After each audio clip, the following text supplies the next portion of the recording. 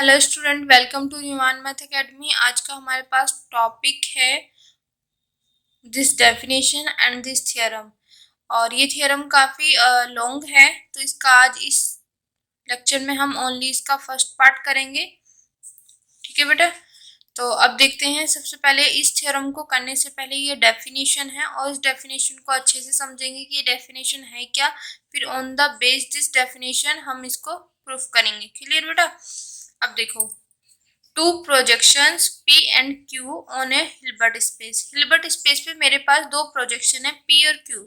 तो उन दोनों प्रोजेक्शन को हम ऑर्थोगोनल कब कहेंगे? If PQ equal to 0। बात समझ आई?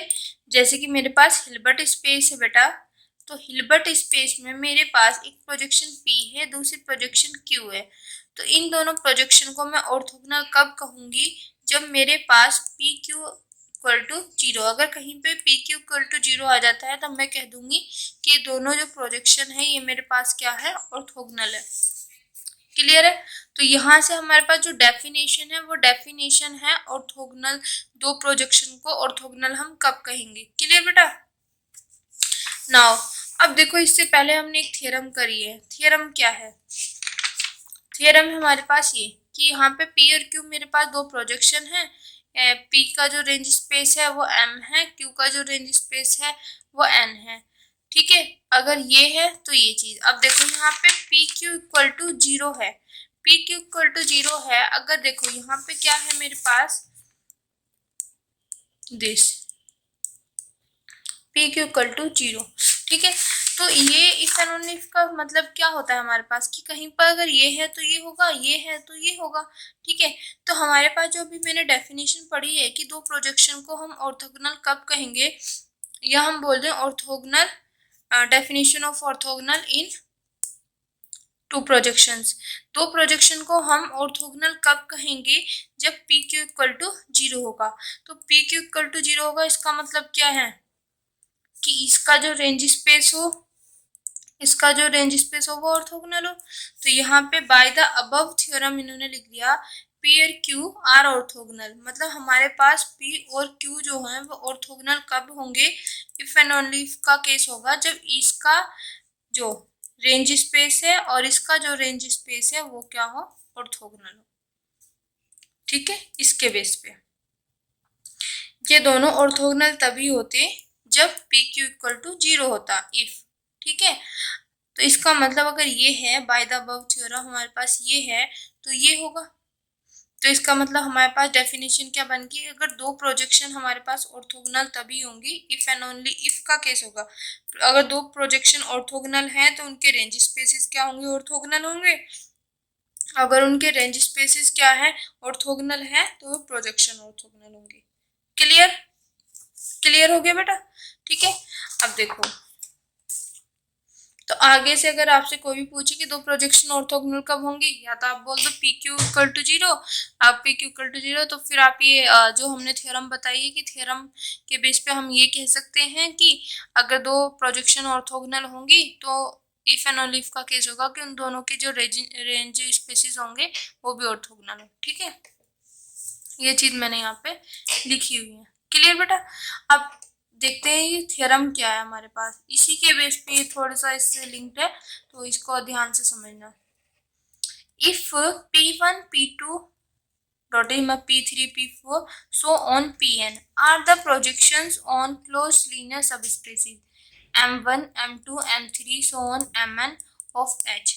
अब देखो, P1 जो प्रोजेक्शन है वो M1 पर है, P2 जो प्रोजेक्शन है वो M2 पे है, सो ऑन करते हुए Pn Mn पे। क्लियर?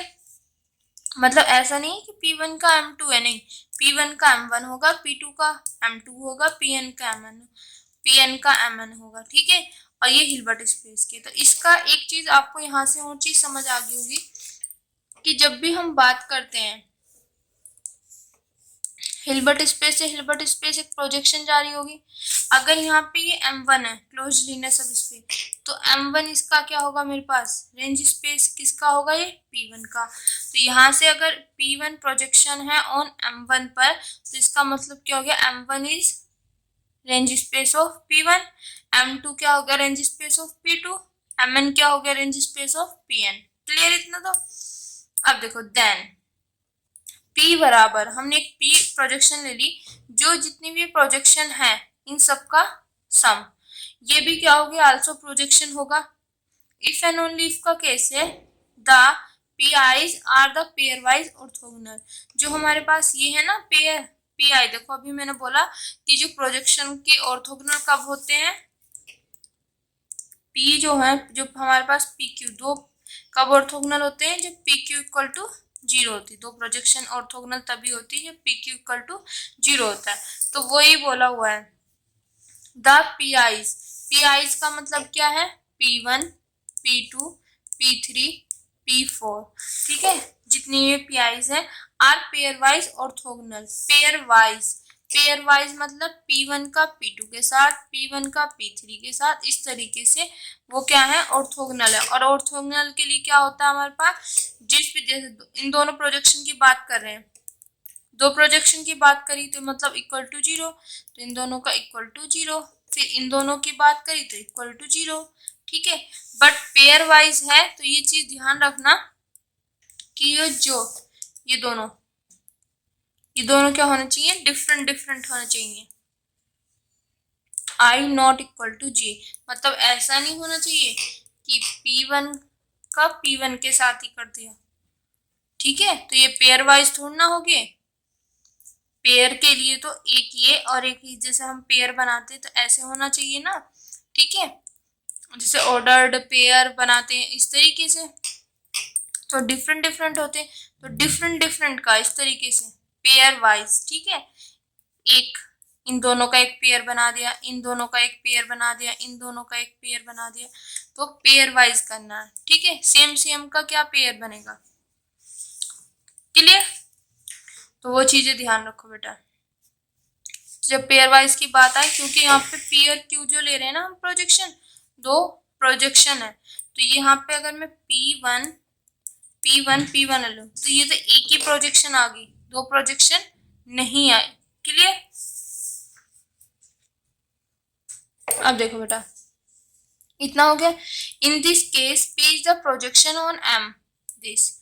अब देखो मेन चीज थी क्या कि मेरे पास, इसको मैं ऐसे बताती हूँ कि P1 जो प्रोजेक्शन है वो है M1 पर, P2 प्रोजेक्शन है M2 पर, P3 प्रोजेक्शन है M3 पर, सो ऑन करते हुए Pn प्रोजेक्शन है Mn पर, जो कि ये मेरे पास क्या है, क्लोज लीनियर सब स्पेस ऑफ H। और ये क्या बनेंगे, मेरे पास रेंज स्पेसिस बनेंगे, P1 का ये, P2 का ये, P3 का ये, P4 का ये, ठीक है। ये तो बनेंगे रेंज स्पेसिस। दूसरा फिर इन्होंने आगे काम किया क्या है, जो हमें चीज प्रूफ करनी है, देन जो जितनी भी हमारे पास P है, ये P1 P2 P3, इनको कैपिटल P किस तरीके से माना, P1 plus P2 plus P3 so on Pn, ठीक है। तो उन्होंने बोला कि ये सब की सब प्रोजेक्शन है, तो अगर इनमें सबका सम कर दूं तो इसको भी मुझे प्रोजेक्शन प्रूफ करना है। और कब, इफ एंड ओनली इफ का केस है कि जितनी भी प्रोजेक्शंस है P1 P2 P3 Pr, ये क्या हो, पेयर वाइज क्या हो, हमारे पास ऑर्थोगोनल हो। तो पेयर वाइज ऑर्थोगोनल का मतलब क्या है कि जो मेरे पास PI PJ इक्वल टू 0, क्योंकि हमें पता है कि जब भी दो कोई प्रोजेक्शन ऑर्थोगोनल की बात कर रहे हैं तो उसमें क्या होता है, PQ की अगर मैं बात करूं तो PQ equal to 0, okay, PQ equal to 0। तो यहाँ पर डिफरेंट डिफरेंट है, तो वही P1 PI PJ जहां पर I not equal to J, ठीक है। और इसका मतलब क्या है, P1 के साथ अगर मैं P1 ले रही हूँ तो P2 इनमें से कोई भी ले लो, P1 नहीं ले सकते, सेम सेम, क्योंकि जब हम पेयर वाइज की बात कर रहे हैं तो पेयर में आना चाहिए, ओके। क्योंकि दो प्रोजेक्शन के बीच में आएगा ना बेटा, कि दो प्रोजेक्शन हमारे पास होंगी तभी तो ऑर्थोगोनल होंगी, तो वो ये, तो एक केस तो हमें ये प्रूफ करना है कि अगर P इसके इक्वल है और इसको प्रोजेक्शन करना है, इफ एंड ओनली इफ जब मेरे जितनी भी PIs हैं ये क्या हो, पेयर वाइज ऑर्थोगोनल हो, ठीक है। और पेयर वाइज ऑर्थोगोनल का मतलब मैंने बता दिया कि ऑर्थोगोनल का मतलब क्या होता है, दिस ठीक है, अभी डेफिनेशन पढ़ी हमने। अब पेयर वाइज चाहिए तो P1 का इन सब के साथ पेयर बनाओ, फिर P2 का इन सब के साथ पेयर बनाओ, ये दोनों नॉट इक्वल टू मतलब दिस, ठीक है, इससे लिंक किया। और जब ये चीज मेरे पास प्रूफ हो जाए, ठीक है, तो इसी केस में कि जो मेरे पास P है, ठीक है, ये प्रोजेक्शन होनी चाहिए ऑन M पर। अब M क्या है, M जैसे P मैंने लिया इन सब का सम, तो सिमिलरली M लूंगी मैं इन सब का सम।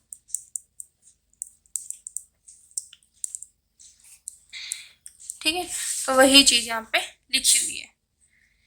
पहले ये प्रोजेक्शंस दे दी, फिर इन सब का सम करो, वो प्रोजेक्शन होगा कब होगा, इफ एंड ओनली इफ का केस है यहाँ पे, जब ये पेयर वाइज क्या होंगी, ऑर्थोगोनल होंगी। इफ एंड ओनली इफ का केस तो दो केस तो यहीं से बन जाएंगे। फिर जब ये पार्ट मेरे पास प्रूफ हो जाएगा, फिर मुझे दिखाना है कि P जो है मेरे पास प्रोजेक्शन है ऑन M पर। M क्या है मेरे पास, जैसे मैंने P को ऐड किया, इन सब को ऐड करके P बना दिया, तो सिमिलरली इन सब को ऐड करके मैं क्या बना दूंगी, M। तो ये दिखाना कि जो ये वाली P है वो इस M पर क्या है, प्रोजेक्शन है। ओके, अब देखो यहाँ पे इफ एंड ओनली इफ का केस है, तो दो पार्ट तो मेरे पास यहीं से बन जाएंगे। तो मैं पहले क्या करूंगी, ये ध्यान रखना बेटा, मैं लेके चलूंगी कि ये पेयर वाइज क्या है, ऑर्थोगोनल है, मैं प्रूफ कर दूंगी दिस इज ए प्रोजेक्शन। फिर सेकंड पार्ट में ये प्रोजेक्शन लेके चलूंगी और ये प्रूफ कर दूंगी। फिर थर्ड पार्ट में होगा कि ये P जो है प्रोजेक्शन है इस M पर। क्लियर? तो सिमिलरली सबसे पहले जब भी हम किसी चीज का प्रूफ करते हैं, तो हम क्या करते हैं, जो जो चीजें हमारे पास गिवन है उन चीजों को हम लिखते हैं। तो हमने यहाँ पे देख लिया जो हमारे पास है कि ये सब मेरे पास प्रोजेक्शन है क्लोज्ड लीनियर सब स्पेस दिस ऑफ एच, जो कि मैं आपको बता चुकी हूँ इस तरीके से। अब देखो ये प्रोजेक्शन है, तो इसका मतलब क्या होगा, मेरे पास एडेम्पोटेंट होगा, सेल्फ एडजॉइंट होगा। सिमिलरली इसके लिए idempotent self adjoint, idempotent self adjoint, idempotent self adjoint. Clear? अब देखो लेट करके चल रहे हैं फर्स्ट पार्ट में कि पी आईज क्या है, पेयर वाइज ऑर्थोगोनल है। पेयर वाइज ऑर्थोगोनल का मतलब क्या है, जैसे हमने किया था पी क्यू इक्वल टू 0, जब दो प्रोजेक्शन हमारे पास ऑर्थोगोनल कब होंगी, जब पी क्यू इक्वल टू 0 होगा। तो यहाँ पे दो पी आई मतलब P1 P2 Pn तक, ठीक है, पेयर वाइज मतलब P1 का P2 के साथ दूसरे डिफरेंट चीजों के साथ, P1 का P2 P1 P3, वो क्या हो, ऑर्थोगोनल हो। ऑर्थोगोनल के लिए ये चीज होना चाहिए, दो प्रोजेक्शन आ गई इक्वल टू 0, ठीक है, वही चीज यहाँ पे लिखा हुआ है, व्हेनेवर जब ये दोनों इक्वल ना हो। क्लियर बेटा? P1 के साथ P2, P1 के साथ P3, मतलब दोनों सेम नहीं होना चाहिए। मुझे प्रूफ क्या करना है कि ये क्या हो, प्रोजेक्शन हो। अब देखो बेटा, इसको प्रोजेक्शन प्रूफ करना है तो हमें इसके लिए क्या करना पड़ेगा, सेल्फ एडजॉइंट और एडेम्पोटेंट या एडेम्पोटेंट सेल्फ एडजॉइंट, ये दो केस प्रूफ करने होते हैं। अगर ये दो केस सेटिस्फाई कर जाएगा ये, तो हमारे पास क्या बन जाएगा, ये प्रोजेक्शन बन जाएगा। ठीक है, तो since each P I is a projection then this. अब ये चीज मैंने कहाँ से बताई है, देखो आई की वैल्यू कहाँ से कहाँ तक जा रही है, 1 से लेके n तक, वो चीज लिख दी। ईच पी आई मतलब P1 P2 P3 Pn तक। क्लियर? फिर अगर वो प्रोजेक्शन है तो एडेम्पोटेंट ऑपरेटर एडेम्पोटेंट होगा और सेल्फ एडजॉइंट होगा। तो ये चीज लिखी थी सिर्फ मैंने आई के लिए, वो सॉरी 1 के लिए। फिर सिमिलरली मैं 2 के लिए लिखूंगी, सिमिलरली 3 के लिए, देखो 2 के लिए, फिर सिमिलरली 3 के लिए, फिर सिमिलरली 4 के इसके लिए 4 के लिए, फिर Pn के लिए। तो यहाँ पे वही चीज लिखी कि आई की वैल्यू देखो, पहले यहाँ पे ईच पी आई मतलब इन सब के लिए ये प्रोजेक्शन है मेरे पास, तो तब by definition of projection P1 के लिए क्या होगा, यहाँ पे अगर मैं आई की वैल्यू 1 रखूं तो एडेम्पोटेंट सेल्फ एडजॉइंट, 2 रखूं एडेम्पोटेंट सेल्फ एडजॉइंट, 3 रखूंगी एडेम्पोटेंट सेल्फ एडजॉइंट, सिमिलरली एन रखूंगी एडेम्पोटेंट सल्फर जॉइंट। क्लियर? ये किस तरीके से सिर्फ एक लाइन में सबका लिख दिया, इन सब की बात थी। क्लियर? अब देखो मेरा मेन टारगेट तो ये प्रूफ करना है, तो यहाँ पे पहले सल्फर जॉइंट का ले लिया, तो मुझे ये प्रूफ करना है तो मैंने ये वाला ले लिया। अब इसकी P की वैल्यू क्या है, जितनी भी P1 P2 Pn है सबका सम है, वही तो लेके चल रहे हैं हम, तो इसकी वैल्यू यहाँ पे रख दी। और हमें तो बहुत अच्छे से ये चीज आती है कि जब भी मेरे पास कोई दो ऑपरेटर होते हैं और उनका मैं एडजॉइंट लेती हूँ सम करके, तो अलग अलग के एडजॉइंट का सम हो जाता है, मतलब जो साइन हो वो यहाँ पे प्लस माइनस में दोनों में सेम है, तो यहाँ प्लस साइन और T1 स्टार T2 स्टार अलग अलग लग गया, तो वही चीज यहाँ पे होगा plus sign plus sign plus sign, इसका अलग स्टार इसका अलग स्टार इसका अलग स्टार। ठीक है, अब मेरे पास तो P1 क्या है, प्रोजेक्शन है, तो उसका एडजॉइंट उसी के इक्वल आ जाएगा। सिमिलरली P2 का भी, सिमिलरली Pn का भी। क्लियर? अब ये क्या है मेरे पास, पूरा का पूरा P, तो P रख दिया, तो यहाँ से मेरे पास मैं P स्टार लेके चल, मतलब P का एडजॉइंट लेके चली, इक्वल दिखा दिया P के ही, तो P क्या हो गया मेरे पास, सेल्फ एडजॉइंट। अब हम करते हैं एडेम्पोटेंट वाला पोर्शन, तो P स्केल लेके चलिए, P की वैल्यू पुट कर दी यहाँ पे। अब देखो दिस का स्क्वायर दिस स्क्वायर सो करके दिस प्लस ये चीज मैंने लिखी कैसे।